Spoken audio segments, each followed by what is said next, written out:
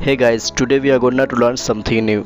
We often use talk these types of sentences in our daily life. जैसे कि एक बात तो पक्की है कि तुम उस दिन मुझे याद कर रही थी। एक बात तो पक्की है कि तुम मुझे भूल नहीं सकती। एक बात तो पक्की है कि तुम ज़रूर कुछ सोच रही हो। एक बात तो पक्की है कि तुम बीपीएससी ज़रूर निकालोगी।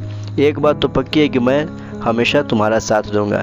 तो guys, if you also want to speak these types of sentences in English, then you will have to apply this structure. Structure is that one thing is sure that.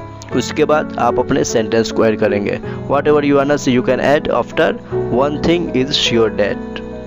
One thing is sure that it means एक बात तो पक्की है. Let's understand through the example so it can be understood well. First example is that एक बात तो पक्की है कि उस दिन तुम मुझे बहुत याद कर रही थी. One thing is sure that you are missing me a lot the day. One thing is sure that you are missing me a lot the day.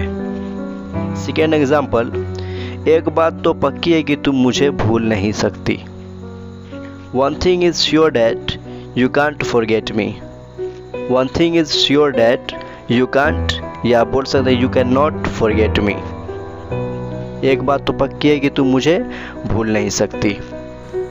एक बात तो पक्की है कि तुम ज़रूर कुछ सोच रही हो.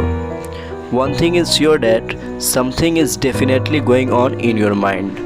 One thing is sure that something is definitely going on in your mind. एक बात तो पक्की है कि तुम बीपीएससी ज़रूर निकालोगी. एक बात तो पक्की है कि तुम बीपीएससी ज़रूर निकालोगी. One thing is sure that you will definitely take out BPSC. One thing is sure that you will definitely take out BPSC. एक बात तो पक्की है कि मैं हमेशा तुम्हारा साथ दूंगा. One thing is sure that I will stand by you everywhere. One thing is sure that I will stand by you everywhere. I will stand by you everywhere it means मैं तुम्हारा साथ हमेशा दूंगा, यानी चाहे जैसा भी सिचुएशन हो मैं तुम्हारे साथ हमेशा खड़ा रहूँगा.